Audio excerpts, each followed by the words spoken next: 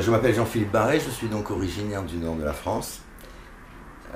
J'ai le cœur en Savoie, où j'ai vécu pendant quelques années, et je réside actuellement donc à Cannes, sur la Côte d'Azur.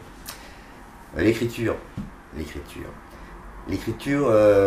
a été pour moi une prise de conscience qu'il fallait avoir une conscience. Voilà la raison pour laquelle j'ai écrit.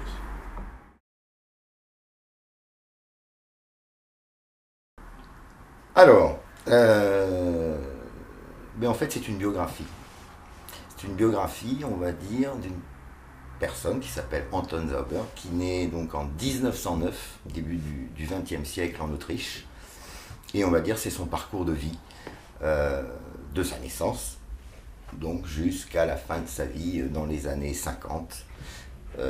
On va dire c'est le parcours d'un combattant. C'est un combattant de la vie, qui va trébucher de nombreuses fois avant de trouver sa vérité. Sa vérité étant la suivante, en tout cas sa problématique étant la suivante: comment conserver un sens moral dans un monde profondément amoral. Voilà.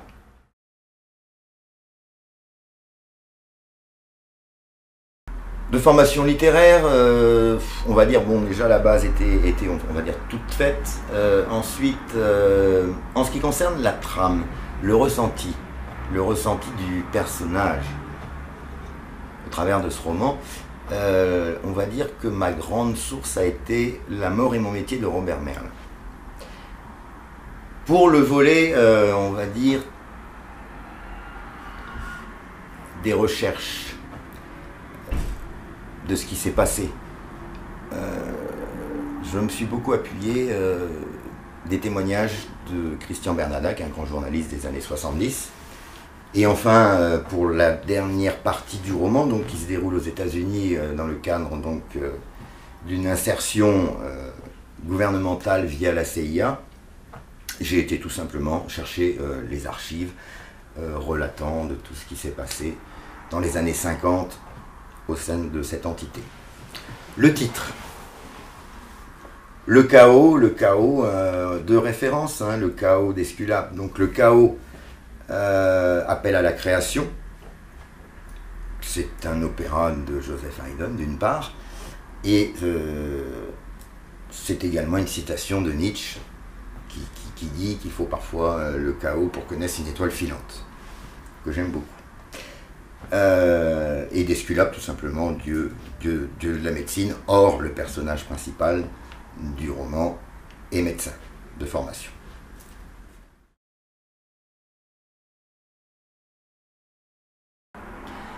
Le personnage est un être humain, donc il va vivre, bien évidemment, et comme tout être humain, il va être amené à faire des erreurs, des faux pas.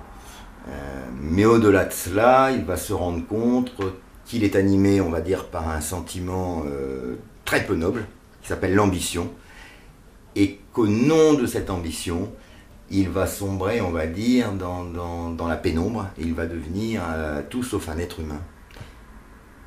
Mais étant intelligent, ayant une conscience, il va la reprendre peu à peu dans son cheminement, qui transite sur l'Europe, qui transite sur les États-Unis, via l'Amérique du Sud. Et on va dire le fil conducteur de cette reprise en main de sa vie s'appelle tout simplement l'amour.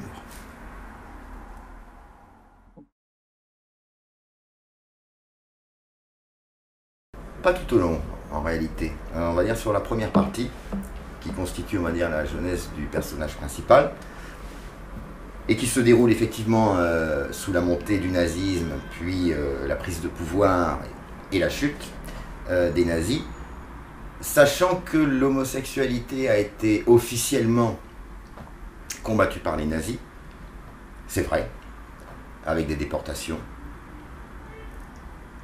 mais pas uniquement. On va dire que si on regarde bien le nazisme, on va dire que ses fondamentaux trouve, on va dire, une origine dans, on va dire, le désir de l'homme envers l'homme. Je m'explique un petit peu. Si vous regardez en architecture, le nazisme va chercher, on va dire, ses racines dans la Grèce antique, avec tout ce qui peut aller avec, mise en valeur du nu, etc. Vous avez également ce qu'on a appelé les corps francs, qui ont constitué, on va dire, la base primaire des nazis, où c'était une confraternité, on va dire, entre hommes. Donc je dirais que c'est une confrontation, oui, on va dire c'est un rapport pervers, et le nazisme est une perversité.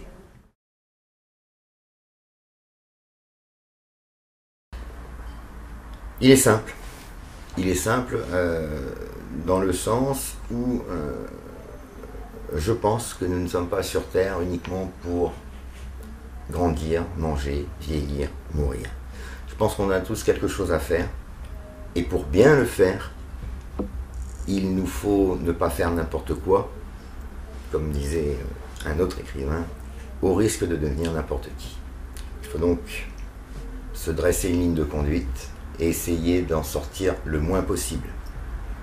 Si à la lecture du roman, vous vous apercevez que le personnage principal va n'importe où, il va en effet n'importe où à cause de son ambition, une trop forte ambition.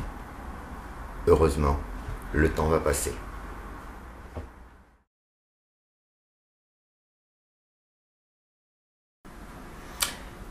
Je vous souhaite de réaliser un long et beau voyage en compagnie d'Anton. Il est humain, comme nous tous.